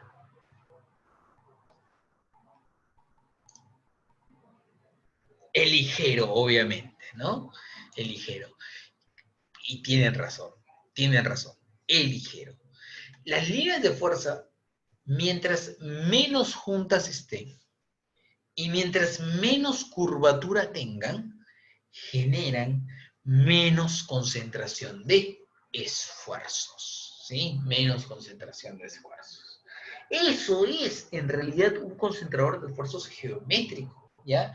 Un concentrador de esfuerzos geométrico, ¿sí? Es aquel donde las líneas de fuerza se curvan o se aglomeran, ¿sí? Eso es un concentrador de esfuerzos geométrico. Tiene que ver con esta teoría de líneas de fuerza. ¿Listo? Y entonces, pues, lo más sencillo, lo más óptimo es tener siempre cordones ligeros. Ahora, tener un cordón ligero es caro, porque aparte que necesitas una buena mano para soldar, necesitas mecanizarlo. De todas maneras necesitas mecanizarlo, ¿sí? Exactamente, como dice Javier Félix, ¿no? Para eso tenés que mecanizarlo, ¿cierto? Claro que tenemos que mecanizarlo, porque todos acá, como les dije, tenemos experiencia en un taller de proceso de manufactura, bueno, en mi caso yo, taller mecánico, ¿no? Y pues, lo que a nosotros nos salió fue un cordón colmado, un cordón recontracolmado. No es más, hasta gastamos todo el electrodo soldando un pedacito de 5 centímetros, pues, ¿no? Entonces, lo que sale generalmente es un cordón colmado. Ahora, vean cómo concentra esfuerzos un cordón colmado. Ahora, hacer un cordón ligero también tiene sus dificultades, ¿eh? También tiene sus dificultades hacerlo. Entonces, vamos a ir por el punto medio. Vamos a asumir, y generalmente en las normas estructurales se asume que los cordones son planos, ¿sí? Ni fu ni fa, ¿sí? Así se asume que los cordones son planos. Así se suelen dejar los cordones, ¿no? Para hacer un cordón plano también muchas veces hay que mecanizar, ¿sí? Pero es lo más rápido, es un balance entre los dos, ¿no? Equilibrado, como todo debe estar, ¿no? Vean que el tamaño del cordón, aquí está en la vista izquierda, ¿no? El tamaño del cordón de soldadura también afecta el nivel de concentración de esfuerzos. ¿Listo? Bien, entonces, ¿qué es lo que es bueno? ¿Qué es bueno para la soldadura? Bueno, un cordón plano, un cordón ligero, ¿no? Y seleccionar o hacer la soldadura de un tamaño bastante prudente, ¿no? Como para evitar la concentración de esfuerzos. ¿Listo? Bien. ¿Alguna pregunta hasta ahí?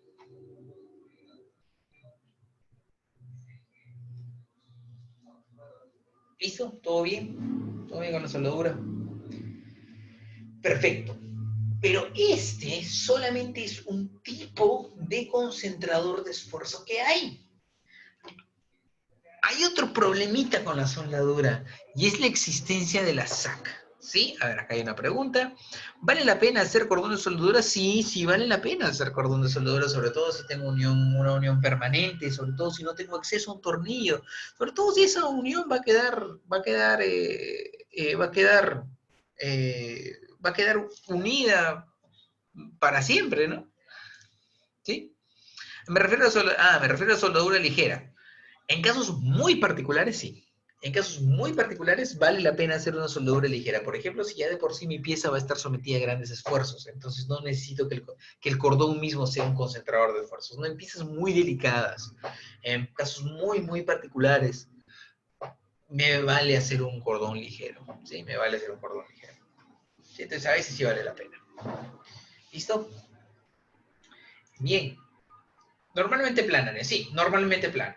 Normalmente plano, exactamente. Es más, las normas estructurales asumen que los cordones son planos. Si son ligeros, mejor. Pero si son planos, es lo ideal, ¿no? Muy bien. Perfecto, qué buenas preguntas hoy día, ¿eh? Profe, ¿se pueden hacer simular esos cordones? Ajá, muy bien, se pueden simular esos cordones. Esa es una muy buena pregunta. De hecho, les voy a mostrar, pues, que sí se pueden simular este tipo de cordones, ¿sí? Bien. Les hablaba de la otra desventaja de los cordones de soldadura, pero no sin antes, pues, voy a ir preparando el ejemplo que tengo aquí. Sí, vamos a cerrar esto, ¿sí? Y les voy a mostrar en un momento más cómo es eh, cómo es la simulación de un proceso de soldadura. Y que es algo muy difícil de hacer, ¿eh? Es algo muy, muy difícil de hacer. ¿Sí? Les voy a mostrar la simulación de un proceso de soldadura, pero no sin antes hablar primero de la SAC, o de la zona afectada por el calor, ¿sí? ¿Qué es lo que pasa? ¿No? Como ustedes habrán visto en su curso de Ingeniería de Materiales, ¿sí? En su curso de Ingeniería de Materiales han visto también esto de la SAC, ¿sí? Lo que pasa es que como casi el metal se funde, entonces las zonas aledañas a él que no se funden, pues sufren cambios microestructurales, ¿no? Ustedes han estudiado que cuando el acero se calienta, por encima de su temperatura de recristalización, pues su estructura molecular, su estructura interna cristalina cambia, y esto ocasiona cambios en la resistencia, en las propiedades mecánicas. Ahora, una vez que se enfría la soldadura, pues estas propiedades pueden haber mejorado de repente, que es lo que siempre se busca, o pueden haber disminuido notablemente, ¿sí? Entonces, ¿qué pasa con la SAC? ¿Qué pasa, por ejemplo, si a un cordón de soldadura así recién soldadito, como lo necesito ya, para allá, le echo un balde de agua para enfriarlo? ¿Qué es lo que sucedería? ¿Qué pasa si es que el acero, por ejemplo, ya pasó su temperatura de cristalización y le echo un balde de agua helada? ¿Qué clase de microestructura voy a tener en la SAC?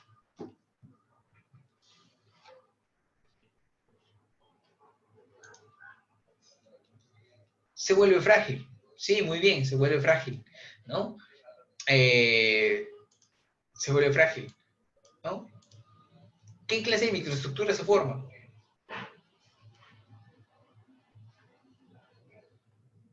A ver si, a ver si los colados también saben. Sí, porque tengo 25 participantes y somos 22 matriculados. Grano grueso, dicen algunos.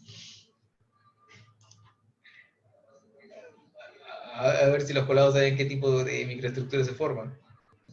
Martensita, muy bien. Arthur Escobar, martensita.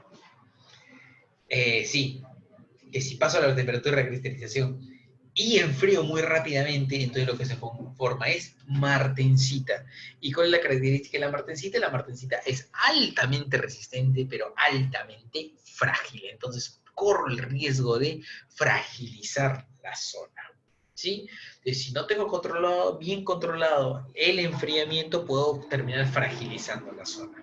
Por lo general, los soldadores son experimentados ya para lograr más bien una mejora de las propiedades mecánicas. O sea, aprovechar esto para hacer un mini tratamiento térmico de la unión, y que las uniones, y que las propiedades mecánicas más bien mejoren. Aprovechar que tengo acero en forma de austenita para poder pues llegar a una forma de perlita, que tenga ferrita, que tenga perlita, de tal manera que mejore las propiedades mecánicas notablemente, ¿sí? Bien, ahora, acá hay otro problema más inclusive, ¿no? Otro problema más. El hecho de que esto se deforme, porque esto se deforma por la temperatura, a altas temperaturas, esto quiere decir que va a haber deformaciones a nivel plástico.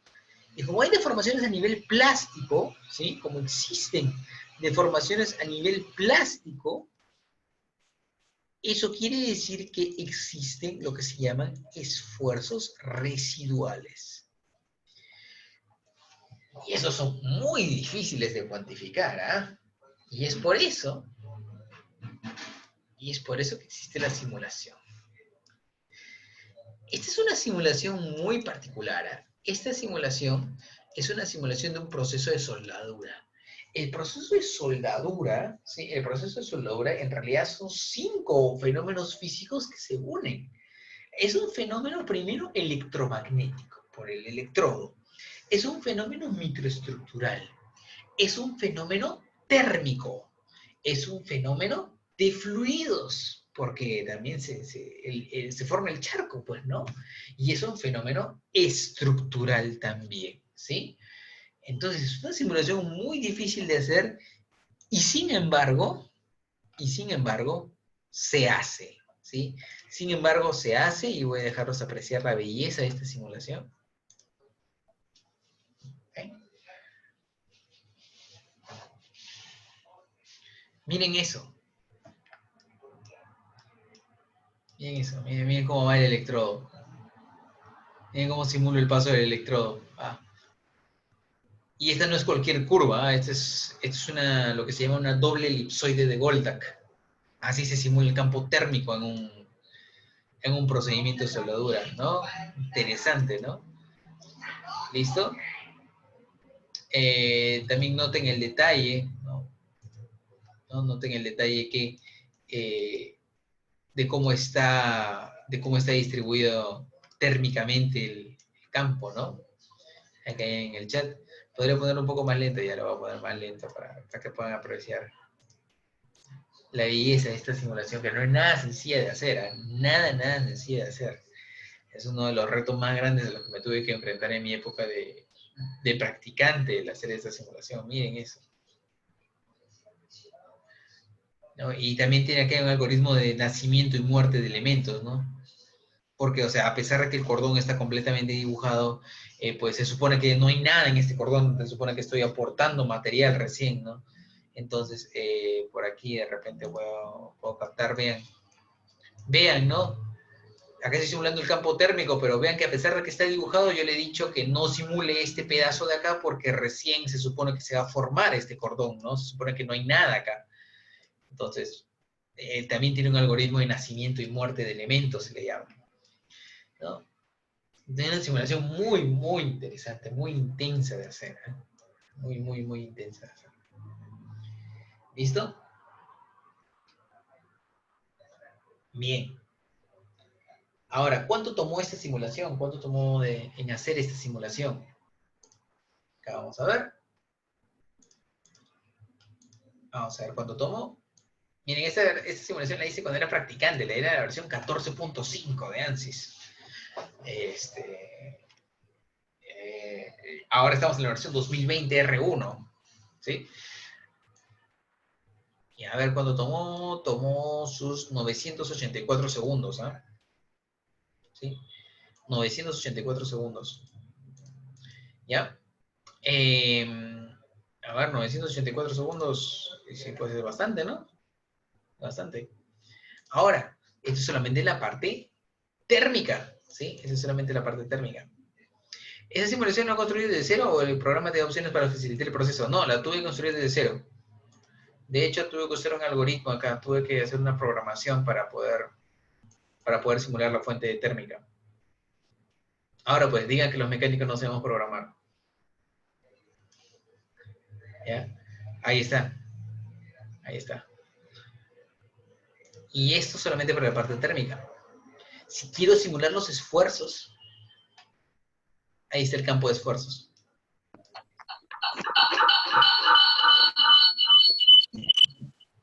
Oye, el desayuno. Aquí está la parte de esfuerzos, ¿no? Y ahí está cómo varían los esfuerzos a través del tiempo. Ahora vean que eso es una simulación donde tengo unos esfuerzos que son altísimos y por lo tanto he entrado en rango de deformación plástica, ¿sí? He entrado en rango de deformación plástica y por lo tanto tengo esfuerzos en la zona plástica del material. Y eso también lo he tenido que simular. He tenido que simular cómo cambia el esfuerzo de influencia con la temperatura. He tenido que simular cómo cambia el módulo de elasticidad con la temperatura, ¿sí? Y todos estos fenómenos unidos, ¿sí? Pues resultan en esta simulación que es muy bonita. Sí, es muy bonita esa clase de simulación. A ver, tengo una pregunta por acá. Me dice, ¿y la lógica programacional de ANSYS de qué forma lo aprendió? ¿Se asemeja a algún lenguaje en particular? Lo aprendí con la práctica. Es que yo practiqué y luego trabajé pues en la representante de ANSYS de América Latina. Entonces, ahí lo aprendí. Ahí lo aprendí a base de entrenamientos y a base de pruebas y errores, ¿no? Es un poquito involucrarse en este mundo en realidad, ¿no? ¿Se asemeja a algún lenguaje en particular? Sé que se asemeja un poquito a Python, si no me equivoco, ¿ya? Pero no estoy totalmente seguro. Y sé que Python también se usa con ANSYS, sí, se usa para personalizar incluso la interfaz. Ahí está, vean, miren cómo es el campo de deformaciones, perdón, cómo es el campo de esfuerzos a lo largo del tiempo. No, miren eso, qué bonito, ¿no? Miren, conforme va avanzando el cordón, miren cómo van avanzando los esfuerzos, y ahí está la parte de enfriamiento, ¿no? Qué bonito, todo esto lo podemos simular, ¿eh? Todo esto es simulable, está hecho acá, miren. Qué bonito, ¿no? Y puedo ver dónde están las zonas de deformación plástica, por ejemplo, ahí está la zona de deformación plástica. Te puedo cuantificar los esfuerzos residuales. ¿Qué es lo que he programado? ¿Lo he usado para cambiar los valores por defecto que da el programa? ¿El mismo programa no te pide así como datos iniciales? No, no te pide como datos iniciales. Lo que he hecho acá es decirle al programa cómo va a ser la fuente de calor. Decirle al programa cómo va a ser la fuente de calor. Aquí está la fuente de calor, que es una doble elipsoide de Goldak, ¿sí? Le digo que ubique las coordenadas de los elementos, le digo, o relaciona un poco la cinemática de cómo se va a mover la fuente de calor, y le digo cómo va a ser la fuente de calor. Es una doble elipsoide de Goldak, como les digo, ¿no? Acá están las exponenciales de la doble elipsoide de Goldak, ¿no? Y cada uno de ellos, Z entre A, Y entre B, CS y entre C, pues corresponden a las coordenadas del cordón de soldadura, ¿no? Y esto de acá arriba, eso es un algoritmo para destruir y nacer elementos, ¿no? Es lo que le decía, ¿no? Birth and Death se llama, o nacimiento y muerte de elementos, ¿no? Para decirle que algunos elementos van a ser, o no están activos desde el primer inicio de la simulación. Eso es lo que programé. Sí, y aparte, esto es más sencillo, esto es solamente para que lea lo térmico nada más. Solamente para que lea lo térmico y que replique el algoritmo de nacimiento y muerte de elementos a nivel estructura. ¿Listo? ¿Qué tipo de elipsoide se forma? ¿Se cumple solo para este tipo de soldadura? No, esto esta doble elipsoide que se les dice, sirve tanto para soldadura MIG, para soldadura TIG, SMAU, etc. ¿Sí? Es una muy buena aproximación a cómo es en realidad el campo de temperaturas. Interesante, ¿no? Muy, muy interesante cómo lo que se puede hacer. Esto, por supuesto, esto no lo vamos a ver en el curso, ¿sí? Porque si no, nos tomaríamos todo el curso solamente entendiendo esta simulación, ¿sí? Pero que se puede hacer, se puede hacer. Vean todo lo que se puede hacer. ¿Sí? Vean todo lo que se puede hacer. ¡Ah! ¿Cuánto demoró?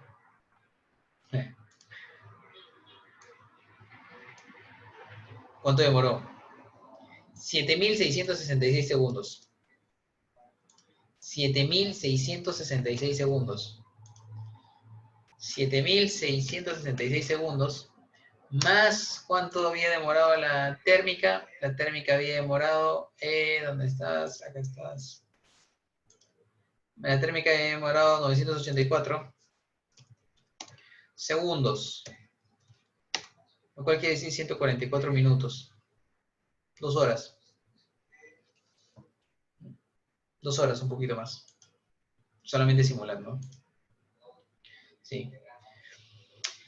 Anderson Carrascal nos dice, si tuviera interés en aprender más sobre este tipo de simulaciones, ¿de qué forma podría aprender sobre ello? ¿Algún curso en particular que recomiende?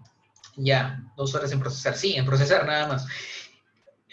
Hemos tenido simulaciones más largas. Esta no es la más larga que he hecho. La más larga que he hecho ha demorado más o menos unos 3 días o 4 días en procesar. ¿Algún curso en particular que recomiende?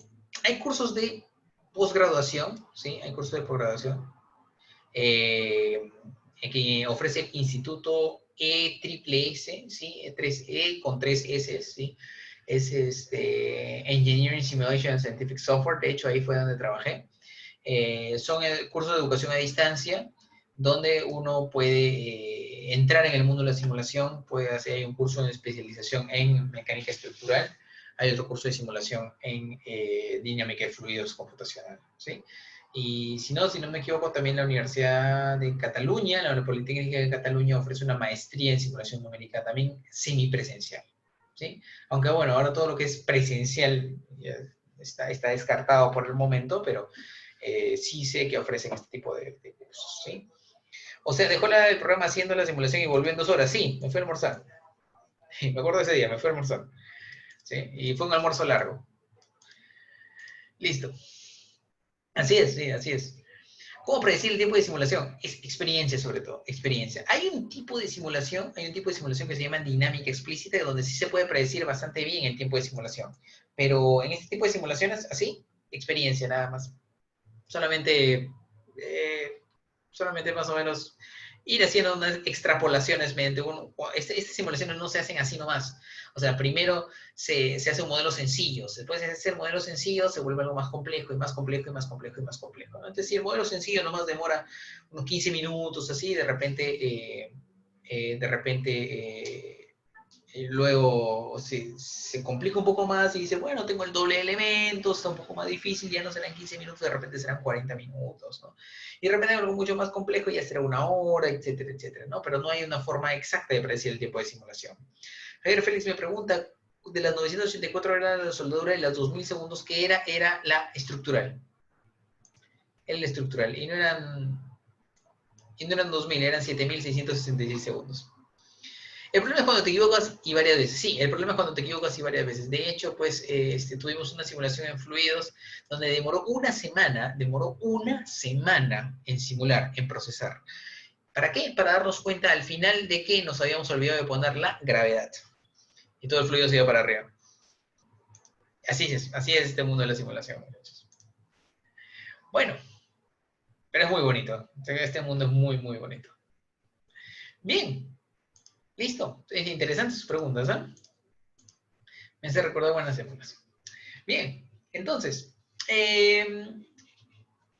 a ver, una más de seguir. Empresa de simulación en Perú. ESSS está en Perú, ¿sí? ESSS está en Perú, que es la representante de ANSYS oficial en Latinoamérica, es una empresa brasileña en realidad. Y hay muchas empresas, muchísimas empresas que usan simulación numérica para sus diseños. Por ejemplo, Hidrostal usa un montón de simulación numérica, Montgomery Watson usa, si no me equivoco, Lepsa también, Mezzo, hay muchísimas empresas, Ferreiros, ¿no? que están adaptando la simulación numérica a sus procesos. ¿Que hay chamba? Hay chamba. Sobre todo en esos tiempos que es tan difícil de encontrar chamba. Ahora más todavía. Muy bien, entonces, no es mi intención de que se aprendan estos tipos de uniones, según DIN 1912, están acá solamente para que sepan cómo se llaman, para que sepan cómo son, ¿sí? No es un curso de soldadura esto, ¿no? Así que solamente para que sepan cómo son, para que sepan cómo se representan en un dibujo, ¿no? Unión solapada, unión paralela, unión en T, esta es clásica, ¿no? La unión a tope, por ejemplo, también es clásica, ¿no? Y los tipos de costura soldada también que existen, ¿no? Costura a tope, ¿no? Con preparación, sin preparación, costura frontal, costura de filete, ¿no? Como es clásico, una costura de filete. $570 del curso de E3S virtual, acabo de verlo. Sí, $570. Así están, más o menos. Comparado con el costo del software, más o menos algo que haga así para un a nivel térmico y estructural deben estar más o menos unos $50,000. Y más o menos sé lo que hablo porque esos eran los precios cuando yo era practicante. ¿Sí? Entonces, no estoy exagerando con los precios, son $50,000 más o menos. Para una licencia, para una computadora. Bien, entonces, como les digo, no es mi intención que se memoricen eso tampoco, solamente para que vean un poquito la forma en cómo están representadas las soldaduras, ¿no? Es más, pues, ¿no? Para realizar los procesos de soldadura muchas veces tengo que preparar la junta, ¿sí? Tengo que preparar la junta y pues Para la preparación de junta, por ejemplo, si tengo un espesor pequeño, no hay problema, no la preparo, es una junta en I nada más. Si el espesor es un poquito más grande, entonces, ¿qué le hago? Le hago como una copa acá, ¿no? Y sueldo. Si el espesor fuera más grande todavía, le pongo una copa y como que termina en una I, ¿no? Es una junta Y, está para soldar más cómodamente. O también esto lo puedo soldar por los dos lados, si es que tengo acceso, ¿no? Sueldo por acá primero y sueldo por encima. Puedo hacer una junta en U. Si es más grande el espesor todavía, puedo hacer una junta en W. ¿Vean? O si quiero unir dos piezas que son perpendiculares entre ellas, junta en HB. Con baño de soldadura o junta en filete. Miren, interesante, ¿no? Entonces, todos esos tipos de preparaciones de juntas simplemente para que sepan que están ahí, para que sepan que existe, para que vean más o menos cómo se representa en un dibujo, ¿no?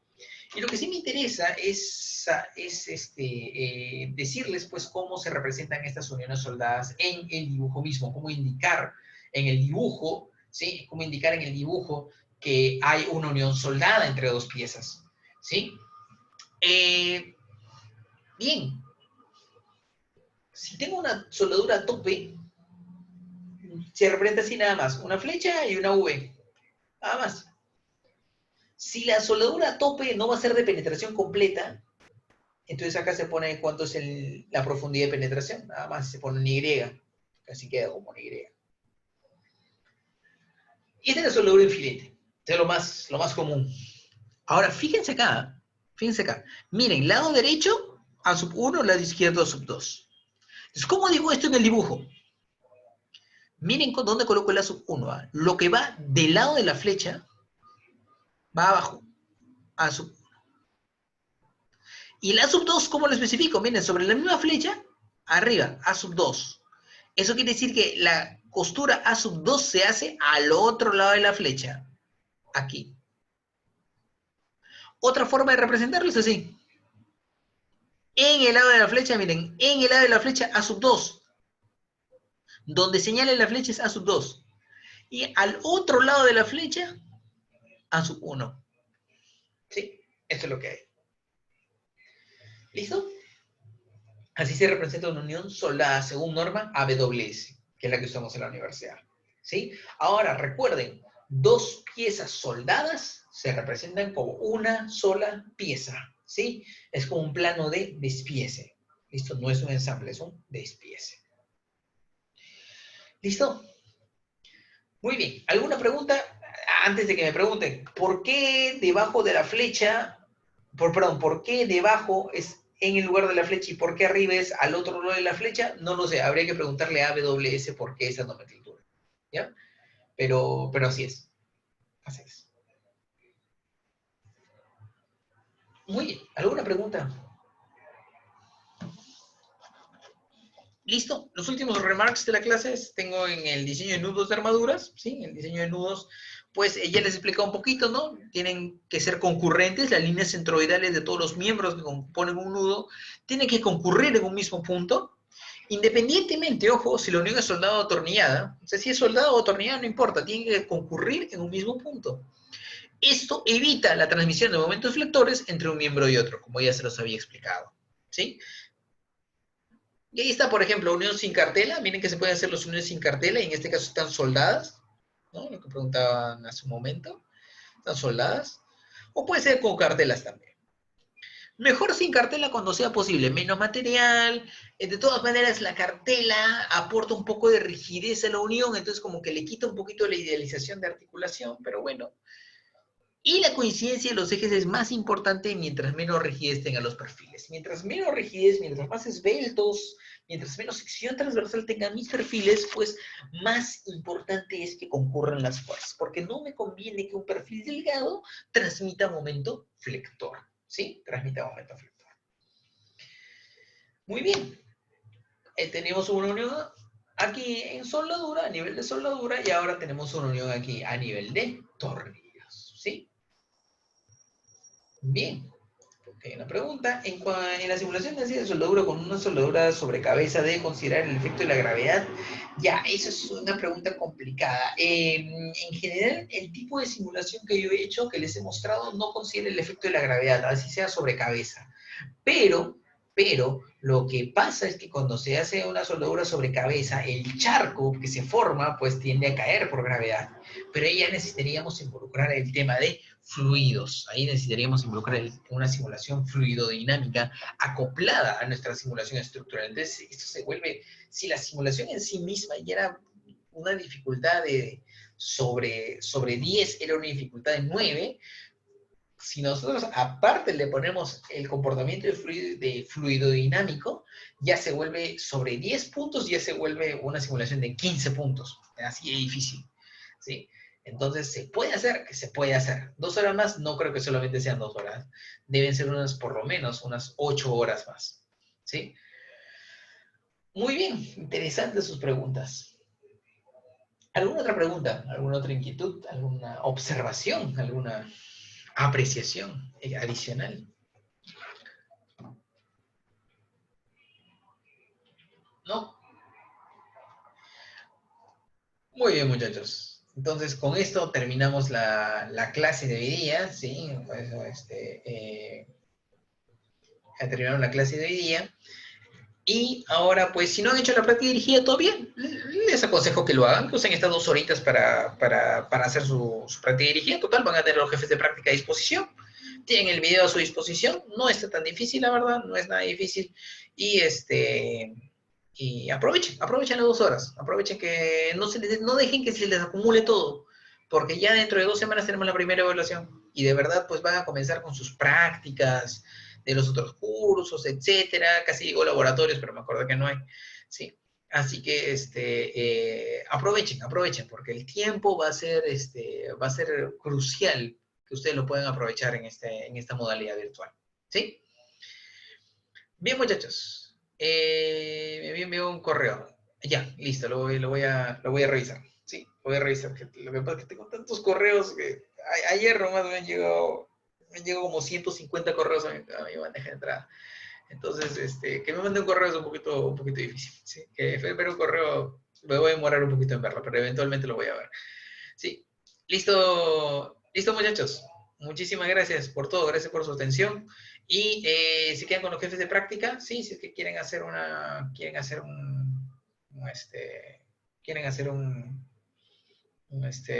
la su práctica dirigida, lo hacen. Si quieren hacer consultas, ahí mismo lo hacen. ¿Listo? Bien, muchachos, muchas gracias y nos vemos la próxima clase, ¿sí? ¿Listo? La clase, ¿cuándo se subiría? Ahora en la tarde. Ya tengo clase de dinámica hasta las 5. Entonces, a partir de las 5 voy a comenzar a subir todos los videos de YouTube. El suyo esté el primero en cola porque es el que primero se va a procesar. ¿Ya? Entonces, a partir de las 5 voy a comenzar a subir los videos. A partir de las 5, eso quiere decir que a las 7 más o menos, así ya debe estar la clase colgada, ¿sí? Bien, muchachos, muchas gracias y nos vemos la próxima clase. No salgan de casa.